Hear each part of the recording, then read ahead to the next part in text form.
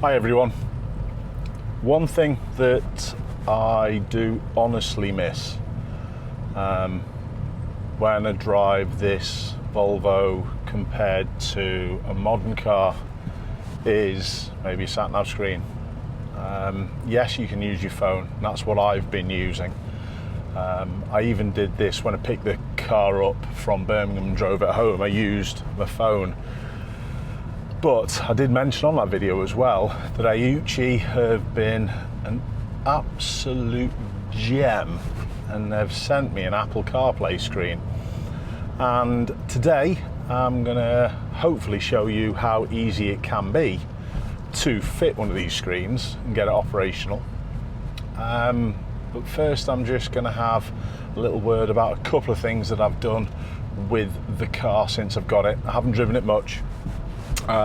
First things first was the rear dog separator, the mesh separator that goes behind the back seats. It can also, as well, when the seats are folded down, go behind these seats. So it's a good little system. You could put the seats all the way down and have all of the back of the car for an animal, or protected with the mesh and the pull-up screen, if you like. But what I did with that, I cleaned it out. It was full of dog hairs. It was pretty minty, to be honest. Literally just took the two ends off, cleaned it all out, re-lubricated it, put it back together again, and away we go. So we've got that sorted. But today I'm going to find a little bit of shade because it is warm, and I'm going to have a go at fitting this car screen. But this leads me nicely onto the other thing that I've had to do. The power adapter, or the cigarette lighter, the 12-volt socket, both here and in the back seats, wasn't working. First thing you should always check is the fuse. And quite simply, the fuse, it's underneath the glove box. The fuse is blown.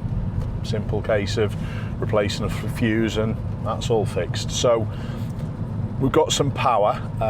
This CarPlay screen is going to be, for now, powered with this cigarette lighter port.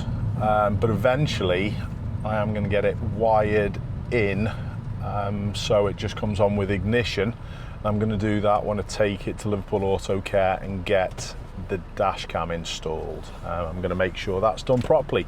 So let's go and find a cooler car park, and we'll get this installed. So Tasker's car park. Let's get rid of my phone, stick that in there, and my car mount as well. This is how I've used, this is what I've used to mount my phone for ages, to be fair. I've just bought another one for my other car.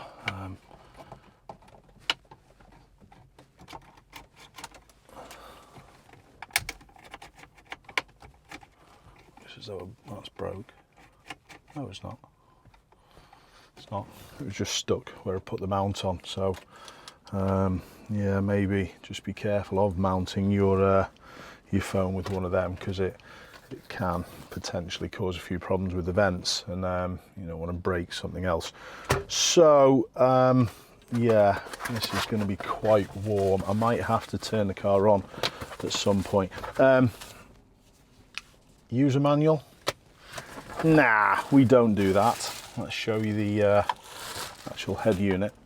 And there is a dash camera on the back of it as well. That's going to go on there like that. It's a nice little fit to where the dashboard is free as well. I like that. That's good.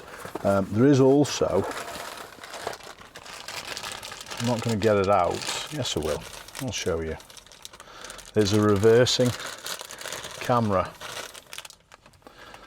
that can be mounted to the outside. Again, I'm going to get Lewis at Liverpool Auto Care to sort this out. And this plugs into the back of the unit, and then you route it to the back of the car, and it works off the reverse light. You sort of like splice into the reverse light. So when you put it into reverse, the car obviously sends a signal to the reverse light, and then this unit knows to operate the rear camera, and you've got a reversing camera on your dash as well. Brilliant. So it's great that you can add modern tech to older cars, and this is exactly what this unit is all about. What's that? I don't know. Not sure. Oh, GPS. There's GPS. Fair play. Here's the power lead. I'm just going to put this as neatly as I can for now from here and up, but like I said, I am going to try and get it hardwired in so it just comes on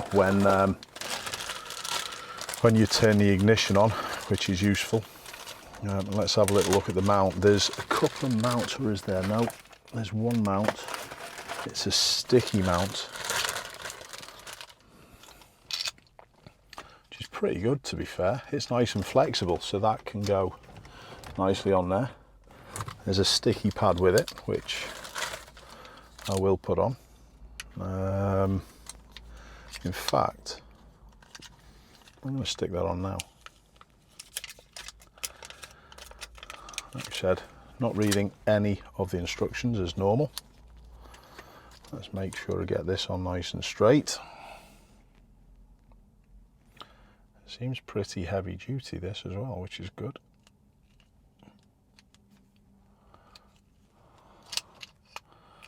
Not quite straight, so it was not on enough to stick down permanently. Let's make sure it is nice and straight and nice and tight. There we go, all good. And there's a protective backing that pretty obviously just comes off, and then we can stick that on there. I'm not going to position it just yet. I'm actually going to test it first. I'm going to get the car started because it is roasting. It's 20 odd degrees today. So let's get the power lead unraveled. As you can see, there's no planning with this as normal. I would like to show just how easy it is to get this sorted. I'm going to leave that up there so I know where I am with that. But we do get a little bit reliant on reversing cameras and reversing aids. This car does have the sensors. Let's see whether this works. After my yes, it does. After my refuse. Right, that's obviously going to go into there. I'm just going to literally wing this, plug it in, and see what happens. Welcome to boot. Okay, sound. Language in English. Hopefully you can see that. I'm just going to put that here. English, forward, select the time zone. Okay, so that was easy enough. Slide the left half of the screen up and down to adjust the preview angle. Okay, swipe left to switch preview, swipe right to view video. Okay, slide the right half of the screen up and down to adjust the screen brightness. Okay, so that's brightness, video or preview, and adjust the preview angle. Okay, guidance is complete, welcome to use. Okay, shall I see whether I can connect my phone now?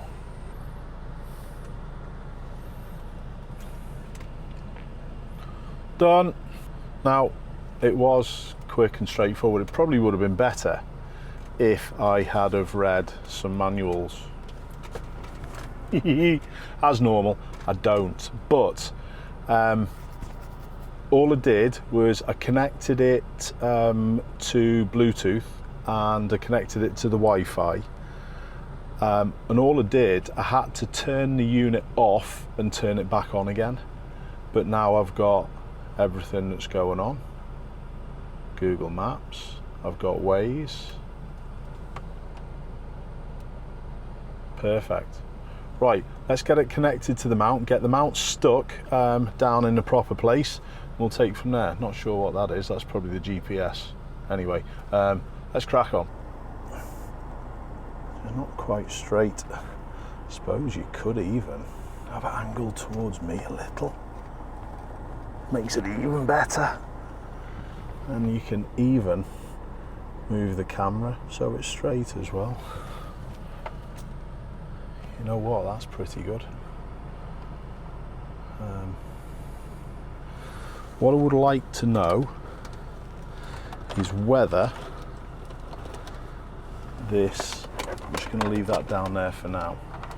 What I would like to know is whether it actually plays the audio through the car's speakers, because my phone is connected to the car. Let's have a little look. It's searched. I'm sure there's a way you can have it full screen. I haven't even pulled the sticky thing off yet. Yes. There you go. I'm going to leave that in there. What I am going to do is I'm going to see whether you can search on here. It is a problem that I've found with Waze that you can't do it. So I tell you what, I'm going to go back on Google Maps and I'm going to set it for home. Press start and away we go. Now, will it play through the car speakers? We will see. Okay, I'm sure there's a way of doing it. Let's crack on.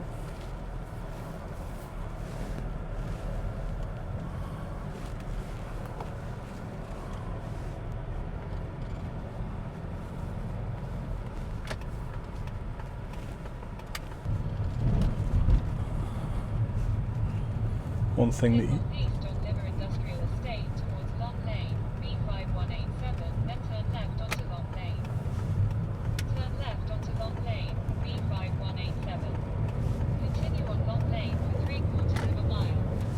I think that's playing through the unit.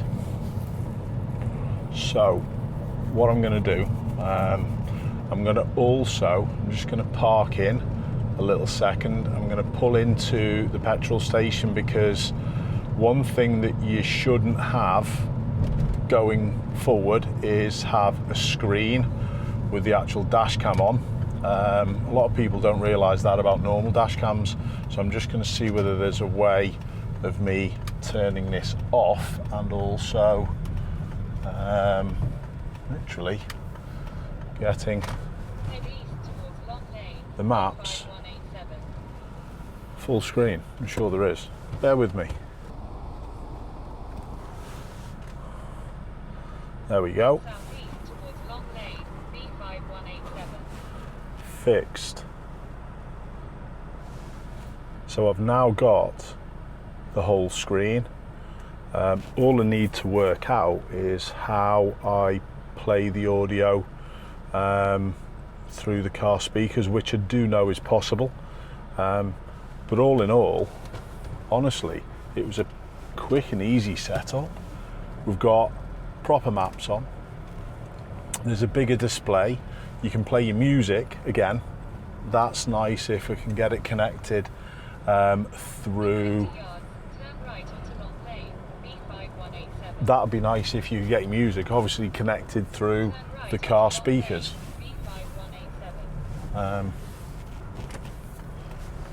But I'm sure there's a simple, easy way to do that. But all in all, well happy with that. In fact, shut up. Be quiet. Done. Get rid of that. I know where I'm going.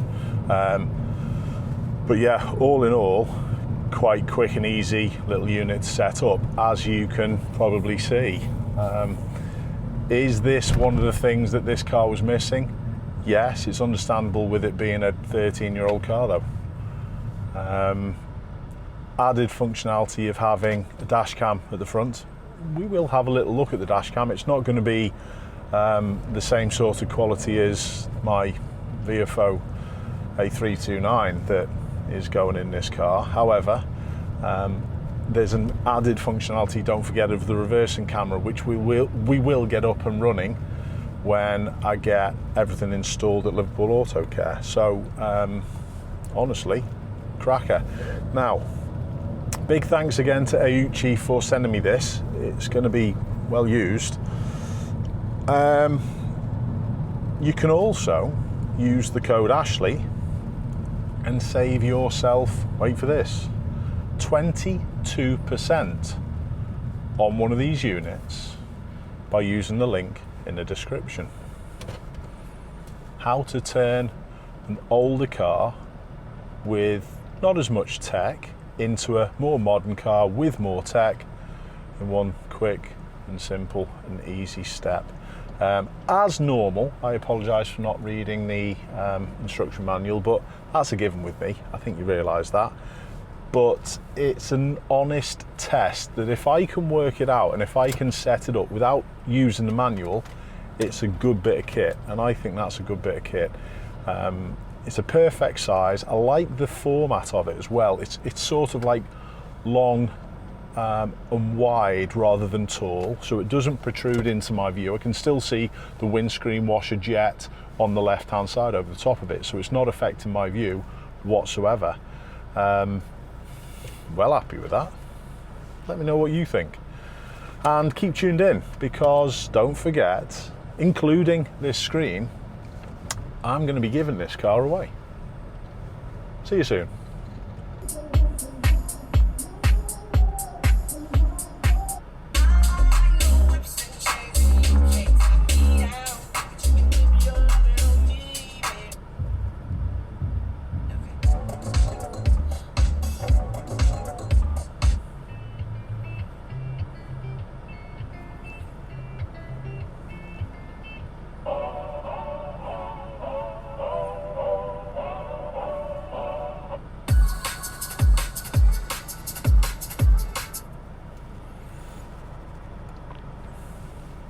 I think that works.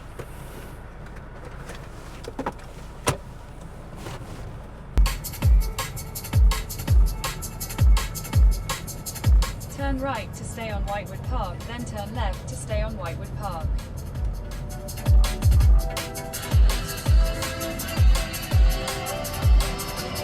Turn left to stay on Whitewood Park, then turn left to stay on Whitewood Park.